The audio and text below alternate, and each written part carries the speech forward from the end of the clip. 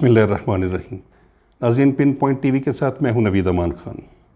नाज़रीन, आज हम बात करते हैं कि हम सियासी तौर पर कैसा शऊर रखने वाली कौम है, हमारे सियासतदान हमारे साथ क्या करते हैं और हमारा बतौर कौम उनके साथ रवैया क्या होता है। मेरा ये ख्याल है कि बुनियादी तौर पर एक नारेबाज कौम है, इसीलिए हमारे सियासतदान हमें मुख्तलिफ नारे देते हैं, मुख्तलिफ स्लोगन्स देते हैं, मुख्तलिफ ख्वाब दिखाते हैं। हम ख्वाबों में रहने वाले और तसव्वुरात में रहने वाले लोग हैं, इसीलिए सियासतदानों को ये पता है, वो हमें मुख्तलिफ तसव्वुरात और ख्वाब देते हैं। ये ख्वाबों का सिलसिला कोई नया नहीं है, ये पुराना है। भुट्टो ने भी हमें ख्वाब दिया था। रोटी कपड़ा और मकान का जो नारा दिया था, वो आज भी रोटी कपड़ा और मकान का नारा ही लगाया जाता है। पीपल्स पार्टी की जब भी गवर्नमेंट आती है तो वो रोटी कपड़ा और मकान का ही नारा लगाते हैं। 50 बरस से ज़्यादा गुजर गए पीपल्स पार्टी को सियासत में आए हुए, और 1967 में वो पार्टी बनी थी, तो उस एतबार से तकरीबन 55-56 बरस हो गए हैं। आज भी वो रोटी कपड़ा और मकान का नारा लगाती। आप दूसरी पार्टियों को ले लें, PMLN को ले लें। PMLN का कभी स्लोगन होता था कि मुझे क्यों निकाला और वोट को इज़्ज़त दो, और फिर पीपल्स पार्टी में आप देख लें कि एक जरदारी सब पर भारी, कदम बढ़ाओ नवाज शरीफ हम तुम्हारे साथ हैं। क्या ये नारे नहीं लगते? काजी ज़ालिमों काजी आ रहा है, वो जमात इस्लामी का नारा था। तो इस तरीके के रंगीन नारों से हमारी सियासत मुज़य्यन है, बल्कि मैं ये कहूँगा कि मुतफ़्फ़न है। क्या इन नारों से आज तक किसी किस्म की किसी सियासी पार्टी में कोई तब्दीली आई, या वो सियासी पार्टियाँ मुल्क में कोई तब्दीली ला सकी? नहीं। आप रोटी और कपड़ा और मकान के नारे ही को ले लें। ये नारा है पीपल्स पार्टी का। पिछले 50-55 बरस में पीपल्स पार्टी कितनी दफ़ा हुकूमत में रही? जुल्फ़िकार अली भुट्टो, उनके बाद बेनज़ीर भुट्टो 2 मरतबा, फिर जरदारी साहब इक़्तिदार में रहे, और अब फिर पीपल्स पार्टी दोबारा इक़्तिदार के लिए कोशिशें कर रही। क्या इस नारे के तहत इतनी बार इक़्तिदार में आकर पीपल्स पार्टी रोटी दे सकी अपने पाकिस्तान की आवाम को, कपड़ा और मकान दे सकी? ये फ़ैसला आपने करना है। क्या पाकिस्तान को दे सकी? क्या सिंध को दे सकी? और उसको भी छोड़िए, क्या लाड़काना को दे सकी, जो उनका होम टाउन है, जहाँ से भुट्टो साहब उठे थे? वहाँ से क्या वो लाड़काना की हालत ज़ार आप जानते हैं, देखते हैं? आज भी वहाँ पर हस्पतालों की बुरी हालत है, वहाँ स्कूलों और कॉलेजेस का बुरा हाल है, वहाँ की सड़कें आज भी टूटी हुई हैं, वहाँ पर सीवरेज का कोई निज़ाम नहीं है, वहाँ पर मंशियात गली गली घर घर पहुँच चुकी है और लोग नशे में मर रहे हैं, कोई उनको बचाने वाला नहीं। वहाँ की एडमिनिस्ट्रेशन को कोई गर्ज नहीं कि वहाँ पर क्या सहूलत मुयस्सर है और क्या नहीं। वहाँ पर कोई इंफ्रास्ट्रक्चर नहीं है। ये लाड़काना की हालत है।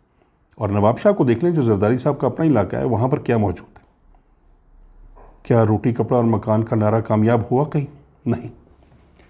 क्या कर्ज उतारो मुल्क संवारो का जो नारा लगाया था नवाज शरीफ साहब ने, और उसके लिए कैंपेन की और पैसे इकट्ठे किए, तो मुल्क का कोई कर्ज उतर सका?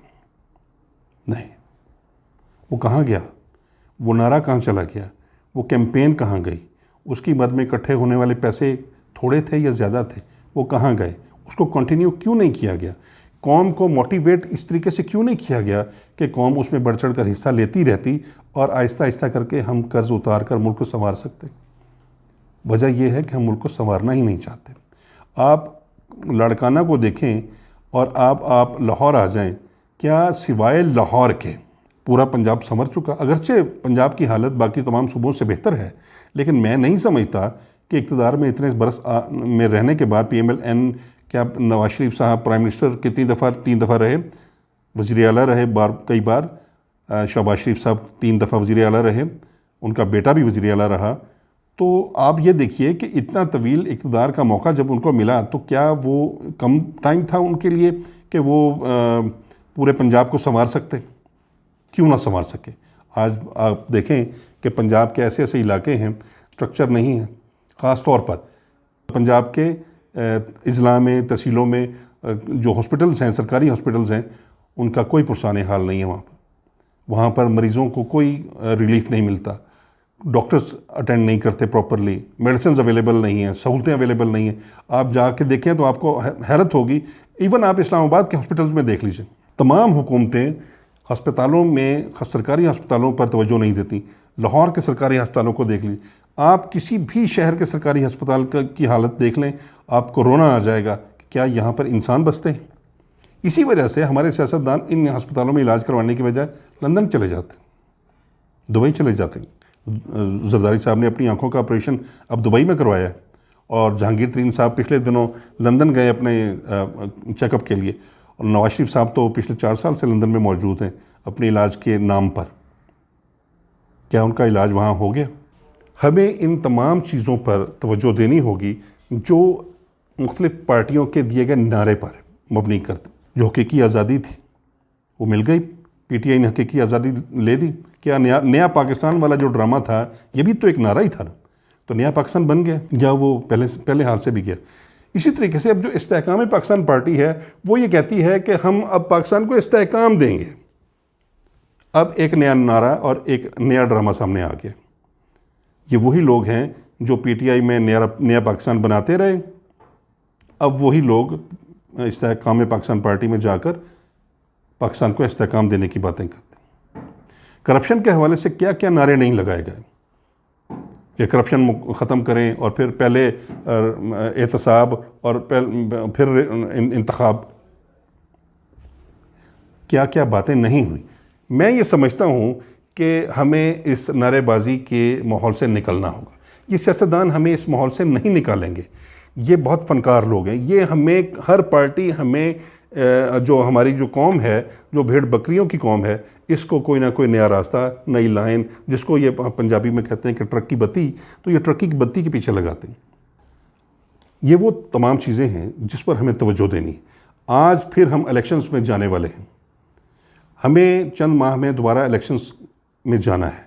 सियासी जमातें फिर हमें पागल बनाएंगी, उल्लू बनाएंगी, और हमारी आवाम को नए से नए नारा देंगी और नए से नए स्लोगन देंगी, नए से नए ख्वाब दिखाएंगी। आप ये देख लीजिए, आप उनसे पूछें, सवाल करें कि आपने पिछले 50 बरस में हमें जो ख्वाब दिखाया, पिछले 30 बरस में दिखाया, और पिछले 5 बरस में जो पीटीआई ने ख्वाब दिखाया या उससे पहले भी ख्वाब दिखाए या वादे किए, वो पूरे क्यों नहीं हुए? आप उनका गिरेबान पकड़ें, आप उनसे पूछें, उनसे सवाल करें, और वोट देते हुए आप ये सोचें कि क्या यही वो लोग हैं जो आपकी या आपके मुल्क की तकदीर बदलने की सलाहियत या नीयत रखते हैं। इजाज़त दीजिए। अल्लाह ने के बाद।